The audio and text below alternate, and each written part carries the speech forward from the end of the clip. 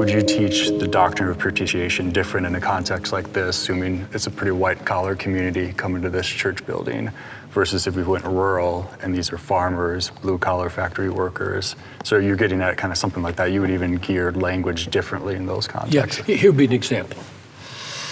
I was told this, I didn't do this, I wish I had, but I was told this by a pastor friend who regularly goes to the prison to preach. And it was Good Friday.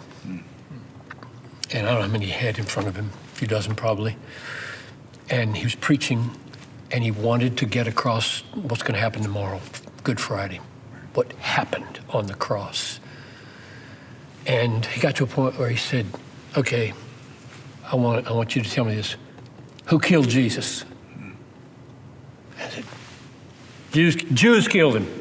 He said, who else? Anybody, any other answers? Pilate killed him. Judas killed him. He let it die down. He said, no, his daddy killed him. Mm-hmm.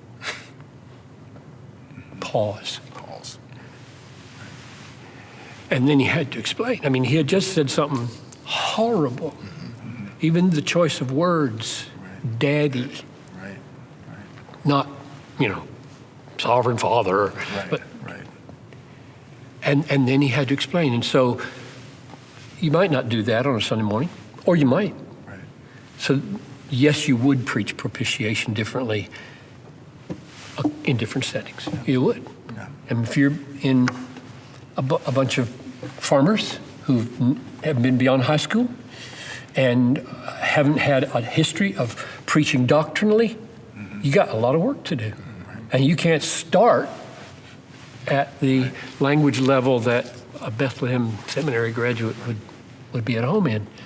So absolutely. And yet let's say, it's like that, like our work is hard, it's easy to just blather out write down the first thing you think about when you want to talk about Christ's work, and you use all your history and jargon. Then the hard work is find some fresh ways of saying it. And then the second hard work is, do those fresh ways of saying it dumb it down, gut it? Because we make mistakes from both sides. Like we over jargon, over Christianese, or we find such circumlocutions that it never really becomes plain what we're talking about. So yeah, it's a big job in front of us.